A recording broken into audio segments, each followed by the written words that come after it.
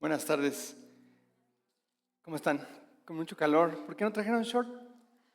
¿No? Tomen su lugar. ¿Por qué no trajiste tu short?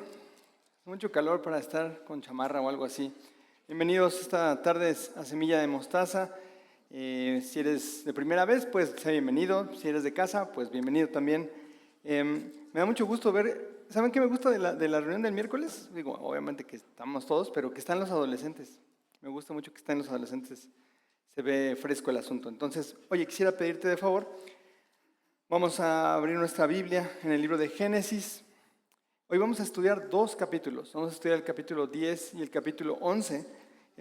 Recuerda que es el libro de los orígenes, es el libro de los inicios, de los principios de todas las cosas. Vimos el principio de la creación, vimos la primera vez que se pecó, obviamente, y vimos muchas cosas que han sido el principio. Y hoy continuamos precisamente con el relato bíblico después del diluvio. Ya sabemos que hubo 3 actos, digamos, del diluvio.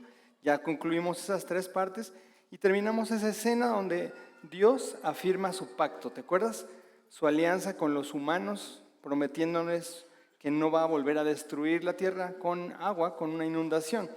Y esto, si te acuerdas, lo selló. Dios sí puso su firma con un arco iris. Es la manera en que nos recuerda, Él se acuerda y sabemos que hay misericordia. Y sabemos que todo esto se ha estado centrando en una familia en especial. Una familia, pues no son tantos, pero es una familia a la cual Dios les ha permitido la vida, los ha salvado y es como el reinicio de la humanidad. Quisiera pedirte, antes de iniciar con la parte del capítulo 10, que nos vayamos unos versículos atrás, en el capítulo 9, vamos a leer el verso 18 y 19, y ya después de leerlo, si te parece bien, nos ponemos, oramos y nos disponemos a escuchar su palabra. Génesis 9, 18 dice: y los hijos de Noé que salieron del arca fueron Sem, Cam y Jafet. Y Cam es el padre de Canaán. Estos 3 son los hijos de Noé, y de ellos fue llena toda la tierra. Señor, te damos gracias por darnos la oportunidad de estar aquí, la oportunidad de estar delante de tu palabra y reconocer que el texto nos muestra tu misericordia, nos muestra tu amor, nos muestra tu bondad y también nos muestra nuestros corazones de cómo somos, Señor, y cómo la humanidad se ha compartido contigo. Pero yo veo tu fidelidad y veo las nuevas oportunidades de rehacer todas las cosas, y eso es lo que yo te suplico para los corazones que estamos hoy aquí. Te pido, Señor, para aquellos corazones que están alejados, aquellos que vienen rotos, aquellos que vienen lastimados, aquellos que no quieren escuchar, te suplico, Señor, danos un reinicio, Señor. Te lo suplicamos en el nombre de Jesús. Y bueno, en este versículo que te acabo de pedir que leyeras, te fijas, volvemos a este pequeño punto donde Noé nos menciona quiénes son sus hijos, y te recuerdo que de ellos parte todas las familias, todas las personas, o sea, de ellos salimos nosotros, y ahorita lo vamos a ir estudiando. Sabemos que esta familia, pues por supuesto no era perfecta, ¿te acuerdas? La verdad es que el final del capítulo 9, pues sí es no muy agradable respecto a lo que pasó con Noé, por malas decisiones de su hijo Cam. Lo leímos la vez pasada. Pero a pesar de todas estas cosas tan terribles, o sea, piensa si fuéramos nosotros los que diéramos la oportunidad y tú das la posibilidad de que se salve esta familia. Y prácticamente lo primero que hacen es pecar, y pecar de una manera, no fue una cosa sencilla, o sea, se pasaron, o sea, realmente fue fuerte, pero al final Dios es fiel y les ha dado la indicación: fructificad, multiplíquense, espárzanse. Fíjate bien en esas cosas que Dios dijo: que se multiplicaran, que usaran todas las cosas para ellos, que todo es para que ellos los usaran, usen los recursos, pero sí les dijo: espárzanse, o sea, riéguense por todos lados, tengan muchos hijos, tengan muchas familias y pueblen toda la tierra. Veo que esto quiere decir, el plan de salvación ahí va con ustedes, porque la línea del Mesías viene de ahí. Y bueno, vamos a ver qué pasó después. Verso 1 del capítulo 10 dice: estas son las generaciones de los hijos de Noé, Sem, Cam y Jafet, a quienes nacieron hijos después del diluvio. Entonces es como una introducción a algo que ya nos dijo. Esos 2 capítulos que vamos a leer están un poco densos en el sentido de que tienen muchas genealogías, pero vas a ver que no está tan difícil.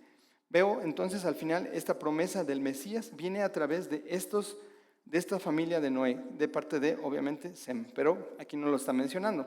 Y dice en el verso 2, nos va a ir definiendo de estos 3 cuáles son sus hijos. Dice: los hijos de Jafet: Gomer, Magog, Madai, Javán, Tubal, Mesec y Tiras, los hijos de Gomer, Askenaz, Rifat, Togarma, los hijos de Javán, Elisa, Tarsis, Kitim, Dodanim. De estos se poblaron las costas, cada cual según su lengua, conforme a sus familias en sus naciones. Y tú dirás, bueno, ¿y cómo está ahí la onda? Bueno, estas familias, si te acuerdas, al ser hijos de Jafet, Jafet no fue maldecido. Jafet fue de los que no fueron maldecidos. Entonces ellos, si te pones geográficamente, estas familias son las que poblaron desde Asia hasta Europa, desde India hasta Irak. Esas son las personas que nacen de estas familias. Básicamente quisiera decirte que de aquí salen los griegos. De hecho, hay lecturas que a los griegos les llamaban jafetitas. O sea, hay antiguos escritos de que ese poblado se les llamaba, a los griegos les llamaban jafetitas. ¿Por qué? Porque tenían que relación con Jafet. Y también de ahí sale Armenia, Turquía. Básicamente, para que tú lo pudieras, si estás tomando alguna nota, estos son los gentiles. Estos son los gentiles. De ahí, de alguna forma, estamos nosotros. Esta generación de Jafet son los que conoceremos más adelante como los gentiles. Y luego al verso 6 nos va a mencionar ahora los hijos de Cam. Dice, los hijos de Cam son Cus, Misraín, Fut y Canaán. Sí me acuerdo de ese Canaán, es el nieto directo que estuvo involucrado en el problema.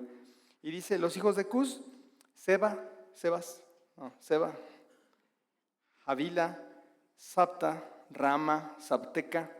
Y los hijos de Rama, eso me suena como de caricatura, ¿no? Seba y Dedán. Y Cus engendró a Nimrod, dice aquí, quien llegó a ser el primer poderoso en la tierra. Este fue vigoroso cazador delante de Jehová, por lo cual se dice, así como Nimrod, vigoroso cazador delante de Jehová. Y fue el comienzo de su reino Babel. Dice después, Erec, Akkad y Calne en la tierra del Sinar. De esta tierra salió para Asiria y edificó Nínive, Rehobot y Cala, y Resén entre Nínive y Cala, la cual es la ciudad grande. Misraim engendró a Ludim, a Anamim, a Lehabim, a Neftuhim, a Patrusim, a Casluhim, de donde salieron los filisteos, y a Caftorim. Entonces, ayer platicaba con mi esposa, estos son nombres que puedes utilizar para un password. O sea, si te piden una contraseña, nadie se va a dar cuenta que son buenos nombres.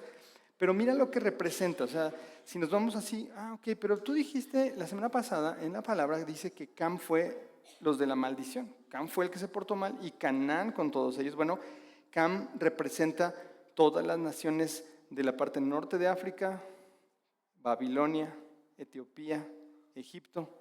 Esto incluye la tierra prometida, o sea, toda la región de la tierra prometida.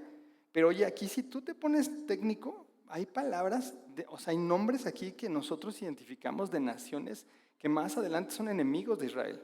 Todos estos van a dar problemas más adelante. Todos estos son contrarios a Israel. Ellos están del otro lado del río y son personas que van a tener problemas con el pueblo de Israel.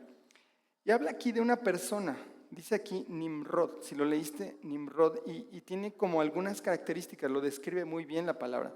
Nimrod es un nombre de un líder que se levantó en ese tiempo. El día de hoy vamos a empezar a estar estudiando los orígenes, que es lo que estamos haciendo. Hoy vamos a empezar a leer un poco de cómo fueron los orígenes de la religión. Y precisamente Nimrod es este nombre que era un tipo pues orgulloso de sí mismo. Y al decir que era cazador, no vayas a pensar que, pues, ¿qué tiene de malo? ¿No? O sea, tal vez cazaba animales para comérselos, no. O sea, se entiende que este era un hombre violento y que basó su reino a través de precisamente cazar, pero no cazar animales, sino cazar personas. O sea, era un asesino de sus contrarios, eso es lo que hacía. Era un tipo violento y a final de cuentas sabemos que tenía una intención de opresión y de tiranía. Al decir esto, cazador delante de Jehová es rebelde al Señor. O sea, no es que le dedicaba sus triunfos al Señor, sino era alguien que iba en contra de Dios. ¿Y cómo podemos entender un poco más de este hombre? Mira, su reino, ¿cuál era? Babel, ¿no? Más adelante entenderemos que Babel es el mismo lugar, Babilonia. Y vemos también que él fundó la ciudad de Nínive. Y tú sabrás después, Nínive, dices, claro, o sea, Nínive no había cosas muy buenas, hubo un problema grande con Nínive, que tuvieron que mandar profetas, ¿no? representa al final a este hombre Nimrod el orgullo humano, la necesidad del hombre de hacer las cosas a su manera en contra de Dios. Es básicamente la religión, que quiere decir el esfuerzo del hombre por corregir a Dios. O sea, es el hombre haciendo cosas para que Dios responda y se sienta obligado de alguna manera a respondernos a nosotros porque nosotros hacemos algo. Tenemos que tener mucho cuidado. Hoy vamos a enfatizar mucho esto, pero tenemos que tenerlo con mucho cuidado. Este hombre Nimrod no representa a alguien que se somete a la voluntad de Dios, sino al revés, es una persona que no está sujeto a su voluntad ni le interesan sus promesas, sino que es rebelde contra Dios. Y si te das cuenta, pues al final la naturaleza de Nimrod no es diferente de la nuestra. No estamos diciendo, Nimrod malo, yo bueno. No, o sea, la naturaleza de Nimrod es la misma nuestra, pero Cristo hace la diferencia. Entonces, hoy vamos a analizar un poco más adelante de esto. También me llama la atención que nos enseñan el origen de los filisteos, ¿te fijaste? ¿Y te acuerdas de un filisteo famoso? Pues Goliat. Entonces, toda esta generación, todas estas descendencias de Cam, todos tienen que ver con pueblos y personas que van a ir en contra del pueblo de Israel. Y dice aquí en el verso 15, nos hace como otro énfasis. Y Canaán engendró a Sidón, su primogénito, a Het, al Jebuseo, el Amorreo, el Gergeseo, el Ebeo, el Araseo, el Cineo, el Arbadeo, el Semareo y el Amateo. Y después se dispersaron las familias de los cananeos. Y fue el territorio de los cananeos desde Sidón en dirección a Gerar hasta Gaza, y en dirección de Sodoma, Gomorra, Adma, Seboim hasta Laza. Estos son los hijos de Cam, por sus familias, por sus lenguas, en sus tierras, en sus naciones. Entonces, si tú entiendes esta parte y has leído algunas cosas, dices, claro, o sea, estos eran malos con el pueblo de Israel. Al final son pueblos que tenían situaciones contrarias. Y al hablar de Sodoma y Gomorra, pues ya me va dando el entendimiento de cómo se estaban gestando estas personas. Entonces, esta porción habla mucho de Canaán. Acuérdate que fue el hijo de Cam, nieto de Noé, que participó de la maldición y precisamente por eso está siendo mencionado. Y aquí menciona sus orígenes, iniciando por Sidón y varias poblaciones donde tú entenderás que va a haber situaciones de conflicto contra el pueblo de Israel. Entonces podemos ver una diferencia. A Jafet en la maldición, él no fue maldecido, él va a estar cubierto, ¿te acuerdas? Por alguien más, ¿no? Por su hermano, por Sem. Pero a Canaán y a Cam obviamente no tienen esta bendición y serán pueblos que finalmente van a tener unas situaciones contrarias. Verso 21 dice, también le nacieron hijos a Sem, padre de todos los hijos de Eber y hermano mayor de Jafet. Los hijos de Sem fueron Elam, Asur, Arfaxad, Lud y Aram. Y los hijos de Aram, Uz, Hul, Geter y Mas. Arfaxad engendró a Sala y Sala engendró a Eber y a Eber nacieron dos hijos. El nombre de uno fue Peleg, porque en sus días fue repartida la tierra, y el nombre de su hermano Joctán. Y Joctán engendró a Almodad, Selef, a Sarmayet, Gera, Adoram, Usal, Dicla, Obal, Obimael, Seba, Ofir, Avila y Jobab. Estos fueron hijos de Joctán. Y la tierra en que habitaron fue desde Mesa en dirección a Sefar, hasta la región montañosa del oriente. Estos fueron los hijos de Sem por sus familias, por sus lenguas, en sus tierras y en sus naciones. Entonces, la promesa del Mesías viene de Sem, viene de este lado. Estos son los pueblos que les llaman, en la historia les llaman los pueblos semíticos, y representan Persia, Siria, Israel. Toda esta región es a lo que representan estas personas. Me llama la atención Eber, porque tú dirás, ¿sí sé quién es? Bueno, Eber es un ancestro de Abraham. ¿Y sabes qué quiere decir Eber? Eber quiere decir el que pasa del otro lado. Y de aquí viene precisamente el nombre de por qué les llaman hebreos, Eber. Entonces, de ahí viene la palabra hebreo, de Eber, ancestro de Abraham. Y pues de este Sem es de donde viene la línea del Mesías. Y dice aquí, hermano mayor de Jafet. Hermano mayor de Jafet. Oye, eso me llama la atención, porque entonces si Sem es de donde viene el Mesías y va a cuidar a Jafet o a su descendencia, estamos nosotros. ¿Sí me entiendes? Del pueblo de Israel es donde vendrá el Mesías y a nosotros nos alcanzará. Desde aquí se está haciendo muy clara la línea del Mesías. El pueblo de Israel, de ahí vendrá la salvación que nos alcanzará incluso a nosotros, los gentiles. En resumen, Moisés, porque recuerda que esto lo está escribiendo Moisés al pueblo de Israel, antes de entrar a la tierra prometida, les están entregando esta escritura. Dice el verso 32, estas son las familias de los hijos de Noé, sus descendientes en sus naciones, y de estos se esparcieron las naciones en la tierra después del diluvio. Entonces solo te recuerdo que de aquí salimos todos. Si tú le buscas, hay muchos estudios antropológicos serios que dicen que la humanidad viene de un periodo corto y de ahí se originó de un sitio, de un solo lugar. Hay quien dice que es África del Norte. Bueno, África del Norte, Oriente Medio, más o menos. Ya le van a atinar casi los científicos. Ya andan cerca de entender lo que la Biblia está escrita desde hace mucho más tiempo. Pero lo que más nos debe llamar a nosotros es que este es el restablecimiento de la tierra. Dios está dando la oportunidad para que tomen buenas decisiones, tomemos buenas decisiones. Pero habrá quien tome malas decisiones.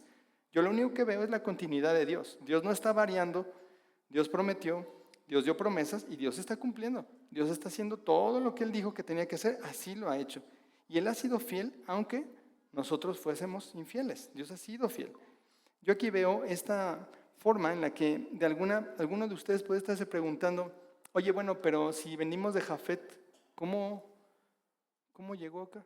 O sea, si yo soy mexica, ¿no? O teotihuacán o algo así, ¿por cómo llegó? ¿Cómo soy gentil de ahí? Bueno, sí me puse a investigar porque algunos de ustedes saben que soy medio escéptico, entonces investigué y hay mucha información respecto a evidencia genética de ancestros del otro lado, en Perú, en la zona norte de Estados Unidos, de migración de gente que llegó del otro lado. ¿Cómo llegaron? Bueno, hay varias posibilidades, pero una de ellas es el estrecho de Bering. ¿Alguien conoce algo del estrecho de Bering? Un sitio que se congela y se entiende, y sí hubo migración por parte de eso. O sea, no fue Cristóbal Colón, no parecimos, sino hay migración y hay evidencia genética de esto. Y hay otra que hay una ruta marítima de ciertos momentos en las que se puede cruzar en barcas y hay evidencia también de eso. Entonces, de que llegaron acá y que poblaron aquí, también lo poblaron, entonces venimos, al final de cuentas, de Jafet, somos de ellos. Entonces, tómalo en cuenta. Verso 11, fíjate lo que pasó después. Tenía entonces toda la tierra una sola lengua y unas mismas palabras. Y aconteció que cuando salieron de oriente, hallaron una llanura en la tierra de Sinar, y se establecieron allí, y se dijeron unos a otros, vamos, hagamos ladrillo y cozámoslo con fuego. Y les sirvió el ladrillo en lugar de piedra y el asfalto en lugar de mezcla. Y dijeron, vamos, edifiquemos una ciudad y una torre cuya cúspide llegue al cielo y hagámonos un nombre, por si fuéramos esparcidos sobre la faz de toda la tierra. Entonces, si tú te fijaste en el capítulo 10, pues nos estaba definiendo también parte de esta historia. Ahí donde estaba lo de Nimrod, te vas a dar cuenta que estamos hablando de ese momento. Y entonces aquí es importante ver que el hombre, pues si tenía un origen común, tenía un mismo lenguaje. ¿Qué lenguaje hablarían? Pues el lenguaje de Adán, seguramente. Ellos hablaban el lenguaje que Adán tenía. Todos hablaban igual y todos tenían eso. Y empezaron a migrar. Pero entendamos que Dios les dijo, dispérsense. Esa fue la orden. Multiplíquense, tengan muchos hijos y dispérsense. Pero algo está pasando aquí, que en el momento en que ellos se movieron a la tierra del Sinar, algo les llamó la atención y se quisieron establecer ahí. Algo pasó, se quedaron en ese lugar y dijeron, nos vamos a quedar aquí. Y vamos a hacer ya no casitas removibles o tiendas de campaña o como sea, sino vamos a hacer una construcción ya que sea fija aquí. ¿Dónde será ese valle del Sinar? Pues es Babilonia, como nos pasa siempre. Dios nos da sus promesas, Dios nos da lugares, nos dice cómo, nos dice qué hacer y nosotros nos vamos siempre, porque nuestra carne así es, nos vamos a Babilonia. Los humanos están decidiendo, ¿te fijaste? Ellos dijeron, aquí nos vamos a quedar, no es donde Dios me dijo, sino donde yo estoy decidiendo dónde me quiero quedar. Y esto es algo que nosotros tenemos que entender muy bien. O sea, no es tenerla en claro en nuestra mente, y yo creo que es importante que tú lo reflexiones, ores al Señor, si estás haciendo lo que Él te dijo que tenías que hacer. Es muy importante. O sea, es parte del creyente, de la fe del creyente, estarle suplicando al Señor de su misericordia. Señor, estoy haciendo lo que tú quieres que haga. Estoy en el lugar que tú quieres que esté. O estoy haciendo otra vez más mi voluntad. Y creo que ese es el punto. No hay obediencia a lo que Noé había demostrado. Aquí hay desobediencia y ganas de no creerle, porque ya platicamos el domingo y ahora nos lo vuelve a decir. Desobediencia es igual, pues no te creo. Es eso, porque si te creo, entonces obviamente te obedezco. Y entonces la orden fue fructificad y multiplicad y llena la tierra. Pero ellos están haciendo al revés. Dice, ¿sabes? No, yo me voy a quedar en donde yo quiera y voy a hacer las cosas como yo quiera y no me voy a rendir a ti. Lo que quiero hacer es yo tomar la dirección de la relación. Es así. No me vas a decir tú, Dios, cómo llevar las cosas. Yo te voy a decir a ti cómo hacer las cosas. Y me llama la atención porque dice que ellos edificaron una ciudad de ladrillo y de asfalto. ¿Qué quiere decir esto? Yo pienso que la tradición oral dijeron, oye, ¿cómo fue que le hizo Noé para que flotara el barcote? Calafateo, ¿te acuerdas? Le echó una mezcla para que fuera impermeable. Y entonces creo y se entiende que posiblemente estas personas están diciendo, ¿sabes qué? Vamos a un edificio, pero lo vamos a calafatear igual. Así como le hizo él, vamos a hacerlo a prueba de agua. No vaya a ser que nos eche un diluvio, pero ahora vas a ver, nosotros estamos preparados. Eso es lo que están haciendo. Yo veo aquí una transgresión. No solamente indiferencia a lo que Dios dice, sino aparte desconocimiento de lo que había sucedido, de lo que Dios había ordenado. Ellos están haciendo las cosas voluntariamente a como ellos lo quieren hacer. Y esto, ¿sabes cómo se llama? Una cosa muy peligrosa, se llama autosuficiencia. Y a veces nosotros impermeabilizamos la vida con nuestros estudios, impermeabilizamos nuestra vida pues con nuestro conocimiento, con nuestro dinero, con nuestro negocio. Impermeabilizamos la vida llevando a nosotros las cosas como nosotros creemos y haciéndonos repelentes a que Dios haga lo que Él tiene que hacer. Yo te voy a poner los límites, yo te voy a decir a dónde. Y si me mandas agua, ¿qué crees? Yo soy mucho más listo. O sea, yo ya estoy prevenido. Yo ya lo sé, ya sé lo que voy a hacer. Y es más, voy a hacer una torre. ¿Estás en el cielo, Dios? Bueno, yo voy a hacer una torre que llegue al cielo. Increíble. Yo entiendo que todos aquí podemos decir, bueno, pero si vamos a Saudi Arabia, no, a Qatar, ¿dónde está la torre del Burj Khalifa? En Dubái. Es la torre más alta, ¿no? Y no llega al cielo. O sea, entendemos eso que no es así, pero lo que sí representa es retar a Dios. O sea, es decirle, tú estás allá, pues yo también puedo ir y no te necesito para ir. Yo voy a usar mis propios medios para llegar a ti. Eso se llama religión. Este es el inicio de la religión. Hay reglas, hay obras que me van a hacer llegar a ti. Yo pongo las reglas. ¿Cuántas veces tengo que repetir la misma oración? ¿Cuántas veces tengo que hacer cierto sacrificio? ¿Cuántas veces tengo que ir a cierto lugar? Bueno, yo pongo las reglas para acercarme a ti. Y lo más interesante, cuando el humano tenía el mismo lenguaje, no fue para adorar. Por eso es tan importante que cuando tú estás acá, espero que estés hablando el mismo lenguaje y espero que estés en un mismo sentir de que queremos adorarte, Señor. Queremos cantarte con el mismo lenguaje que tenemos, queremos adorarte con las manos que tengo, rindiéndome a ti, porque ellos cuando juntaron su lenguaje fue para ponerse de acuerdo de cómo desobedecer a Dios. Eso fue lo que hicieron. Vamos a ponernos de acuerdo todos, pero no para adorar a Dios, sino para hacerlo a nuestro modo. Y entonces hicieron nuestra torre, dice, nuestra torre, que nos haga llegar a Dios, si es que estás allá arriba, con nuestras acciones, no con tus promesas, no con lo que tú dijiste, sino con lo que nosotros tenemos. Eso se llama entonces religión. Haz cosas que según tú te harán llegar al cielo, esfuerzos personales por hacerte llegar al cielo. Eso es la religión. Y dice después, y hagámonos un nombre, por si fuéramos esparcidos sobre toda la faz de la tierra. O sea, Dios, estamos preparados. Por si lo intentas, no vas a poder. Nosotros estamos preparados. Ya nos pusimos hasta un nombre. Tú no nos vas a esparcer. La orden fue, espárzanse. No, nosotros queremos estar juntos y por lo tanto nosotros decidimos. No sé si te suena un poco a un seremos como Dios. Vamos a decidir que está bien y que está mal. Y para mí tu orden no me gusta, tu palabra no me interesa. Yo digo que está bien, tú dices otra cosa, yo digo que así tiene que ser. Vamos a decidir el bien y el mal. Triste, pero así somos los humanos. Acaba de haber un juicio, mis hermanos. O sea, acaban de acabar con la tierra por completo. Hay un reinicio. Y sin embargo, el corazón no se está rindiendo a Dios. Vuelve a ser otra vez ese corazón terrible. Verso 5 dice, y descendió Jehová para ver la ciudad y la torre que edificaban los hijos de los hombres. Y dijo Jehová: he aquí el pueblo es uno, y todos estos tienen un solo lenguaje, y han comenzado la obra, y nada les hará desistir ahora de lo que han pensado hacer. Ahora, pues, descendamos y confundamos allí su lengua, para que ninguno entienda el habla de su compañero. Así los esparció Jehová desde allí sobre la faz de toda la tierra, y dejaron de edificar la ciudad. Por eso fue llamado el nombre de ella Babel, porque allí confundió Jehová el lenguaje de toda la tierra, y desde allí los esparció sobre la faz de toda la tierra. O sea, se ponen a luchar con Dios, pero bueno, veo varias cosas aquí importantes. Primero, que dice: descendió Jehová para ver la ciudad.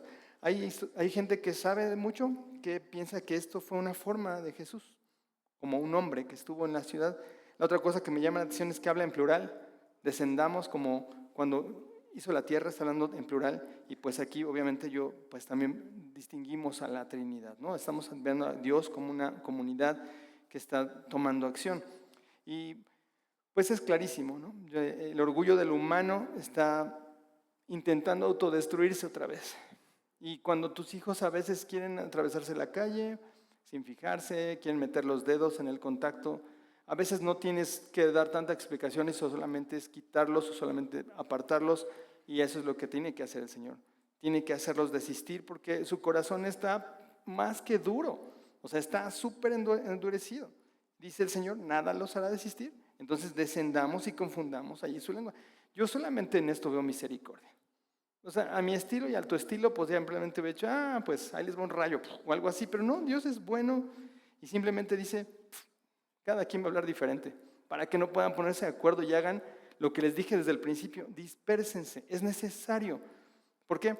Porque un día tiene que haber gentiles, y un día tiene que haber palabra, y un día tiene que llegar a todos esos lugares de manera voluntaria a ser aceptada, en todos los idiomas. Me gusta mucho también pensar que un día todas estas personas que estaban ahí, y nosotros que nos tocó hablar pues español, un día toda lengua confesará que Jesús es el Señor, no importa el idioma, ¿me entiendes? Un día esto va a pasar, pero aquí tiene que ser confundido. Entonces yo solamente veo ahí misericordia para que no sigan con sus planes de autodestrucción. ¿Y por qué? El Mesías tiene que llegar, o sea, con esos relajos que traían, tiene que llegar a la línea, tiene que continuar lo que Dios ya tiene planeado. Hoy se sabe también, históricamente, arqueológicamente, hay varios estudiosos del lenguaje, y se sabe que tiene un origen común. O sea, el lenguaje que tenemos tiene un origen común. Y así estés en Alemania, también todos los lenguajes se entiende que empezaron en un solo lenguaje. Entonces esto es real. Pero ya en serio, o sea, sí te diría solamente: tengamos cuidado de que, porque a todos nos ha pasado, no creo que haya alguien que pudiera decir que no, pero a todos nos ha pasado que pensamos que nuestro esfuerzo personal o nuestros planes, las cosas que queremos hacer, empecinarnos en que tienen que salir como nosotros queremos, y eso incluye rebasar a Dios e impermeabilizarnos de lo que Dios quiere. Y creo que eso es importante que lo consideremos. Empeñarnos, o así como ellos que están necios, tiene que salir, tiene que ser, y a veces Dios nos tiene que frustrar nuestros planes para que no nos lastimemos o para que no lastimemos a alguien más. Y a veces tiene que hacer uso de medios como ese, así. Y dices: pues no me salió, y mira que le eché ganas y trabajé y quería hacerme millonario, y Dios no me dejó. Que bueno, Dios sabía por qué no. Dios sabía por qué no. Y en el caso de estas personas, olvidaron lo que ya estaba dicho, olvidaron la palabra de Dios, no lo conocían suficiente, porque si supieran quién era Él, cómo era Él, no hubieran hecho esto. Sin embargo, es lo que estaban haciendo, poniendo ellos solamente las reglas, queriendo hacer las cosas como ellos querían y hacer su voluntad personal. ¿Quién empezó todo este rollo? Por lo que entendimos, Nimrod fue aquel que lideró esto. Y Nimrod, no solamente te lo digo así como para que le eches la culpa solo a él, pero sí representa a Nimrod el control humano contra Dios. Y esto representa también cosas de nuestra vida actual: las religiones, las leyes, muchas organizaciones, instituciones que tú dices: ¿cómo se ponen de acuerdo tantas personas para hacer un instituto en contra de lo que Dios dice? Es real, es verdad. ¿Cómo es posible que haya personas que se juntan y saben que la pirámide del Sol no hace nada, pero se juntan para tener sus planes de que así tiene que ser. Y tenemos que tener cuidado, tenemos que tener mucho cuidado porque sí puede pasarnos eso. A todos nos puede pasar. Yo solo veo que Dios tiene planes, y son planes de bien, de restauración, planes de fidelidad y de paz con nosotros. Eso es lo que yo veo. Y pienso que en eso, por eso, después de este bloque, Moisés vuelve a escribirnos, así como, pero la esperanza, mira, ve el verso 10, estas son las generaciones de Sem. Así como, ya sé que pasó todo esto, pero te vuelvo a recordar, tiene que haber una dispersión porque la esperanza está por aquí, por esta línea, por las generaciones de los hijos de Noé, y es como una pequeña pista que nos diera. Sem de edad de 100 años empieza a volvernos a narrar algo que ya nos había narrado anteriormente, es como recordarnos, mira, es por aquí. De 100 años engendró otra vez a Arfaxad, 2 años después del diluvio, y vivió Sem después de que engendró a Arfaxad 500 años y engendró hijos e hijas. Arfaxad vivió 35 años y engendró a Sala. Y vivió Arfaxad después de que engendró a Sala 403 años y engendró hijos e hijas. Sala vivió 30 años y engendró a Eber, otra vez, claro. Y vivió Sala después que engendró a Eber 403 años y engendró hijos e hijas. Eber vivió 34 años y engendró a Peleg. Y aquí empieza a ponerse más interesante. Y vivió Eber después que engendró a Peleg 430 años y engendró hijos e hijas. Peleg vivió 30 años y engendró a Reú. Y vivió Peleg después de que engendró a Reú 209 años y engendró hijos e hijas. Reú vivió 32 años y engendró a Serug. Y vivió Reú después de que engendró a Serug 207 años y engendró hijos y hijas. Bueno, si tú te fijas aquí, el patrón es tal, su primer descendiente, y dice hijos e hijas. Pero mira lo que pasó después cuando llegamos allá al verso 24. Nacor vivió 29 años y engendró a Taré. Y vivió Nacor después que engendró a Taré 109 años y engendró hijos e hijas. Ahorita que veas, vas a notar la diferencia.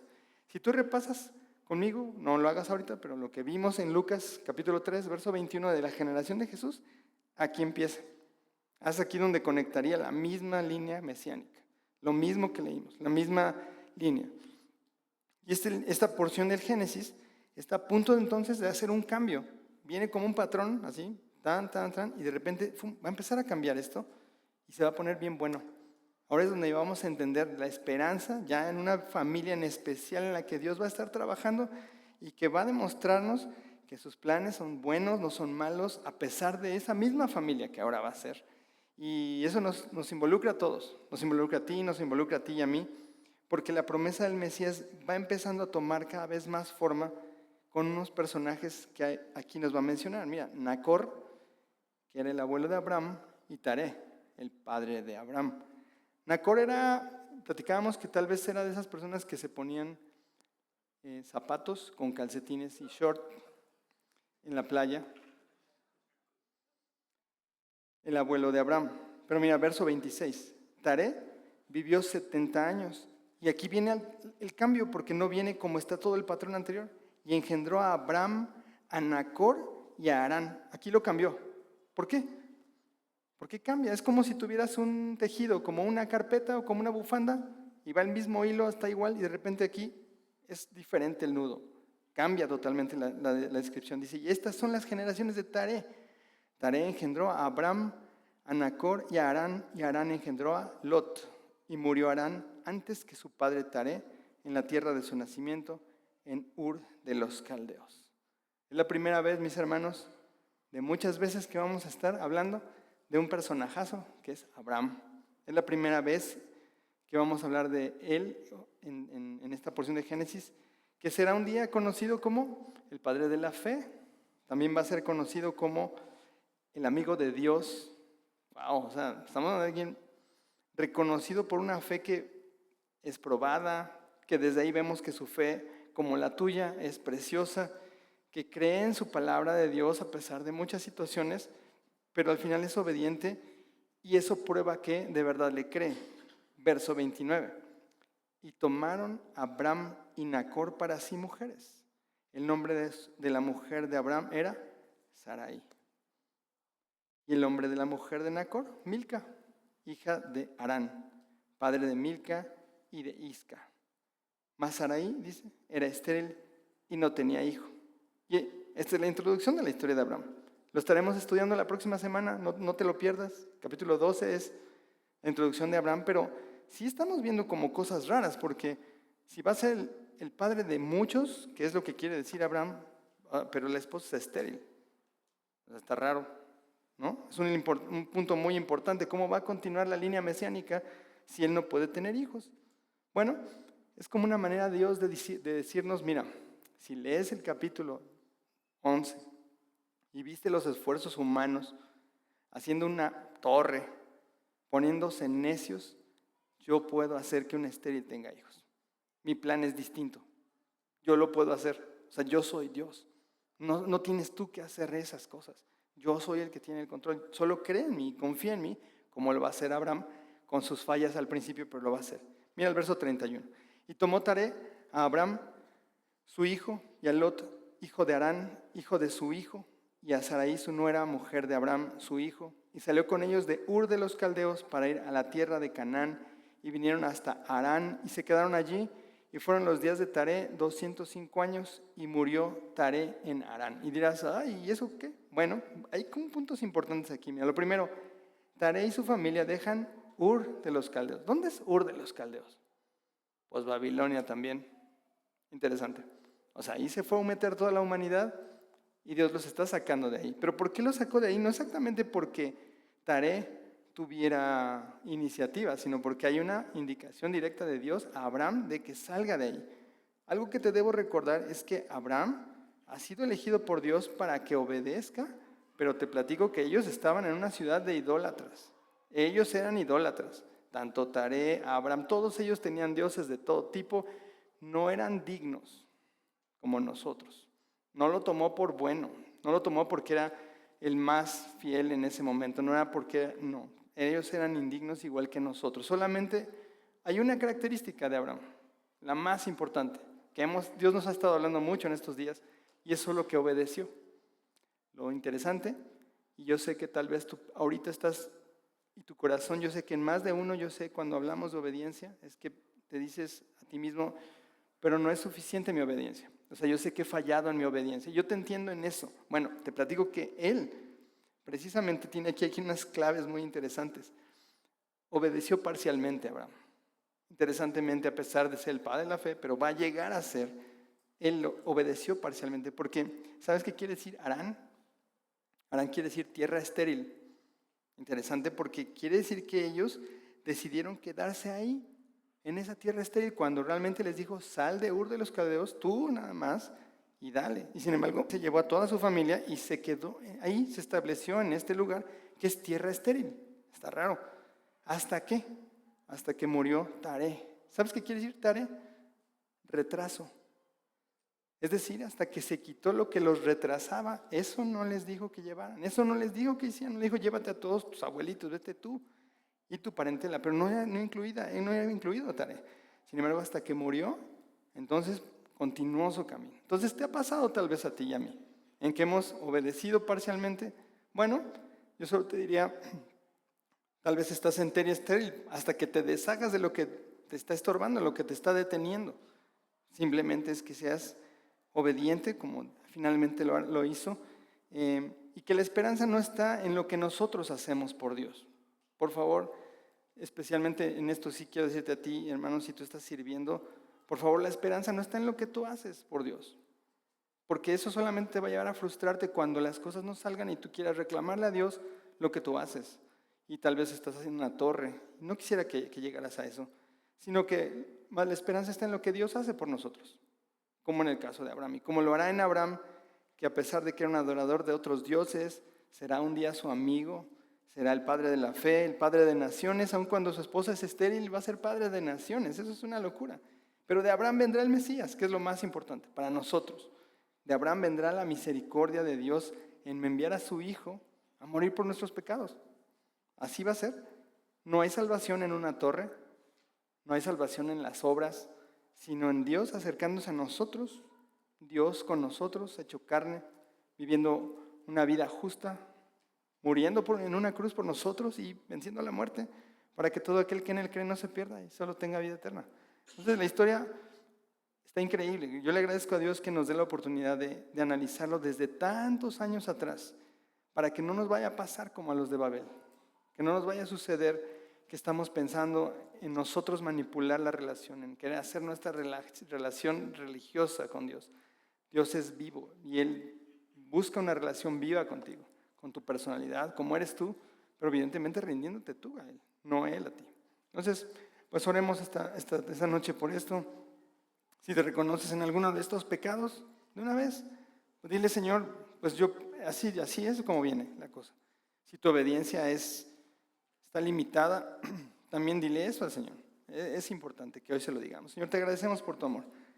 Te agradecemos por tu bondad y te pedimos perdón, Señor, de manera especial, porque sabemos, Señor, que obedecemos a medias contigo y sabemos, Señor, que no hacemos las cosas como a ti te gustarían, pero te ruego nos perdones, Señor. Te suplico que tengas misericordia de tu iglesia, de aquellos que verdaderamente hoy fielmente están arrepentidos delante de ti. Yo sé, Señor, que tú ves la obediencia mucho más que otra cosa, porque si obedecemos es que te creemos. Te pido perdón, Señor, por las veces que nosotros deliberadamente hemos desobedecido delante de ti. Perdónanos, Señor, por ser así, Señor. Y perdónanos por rebelarnos y por creer que podemos nosotros manipular la relación contigo cuando realmente se trata de las obras tuyas en nosotros. Te agradezco, Señor, por la oportunidad de ver a Jesús desde estos tiempos. Y gracias por tu Hijo. Gracias, Jesús, por lo que haces por nosotros. Te rogamos, Señor, que lo sigas haciendo hasta el día de tu regreso y que todas estas historias, Señor, un día las podamos platicar contigo cara a cara. Te lo rogamos en tu nombre, Señor. Amén.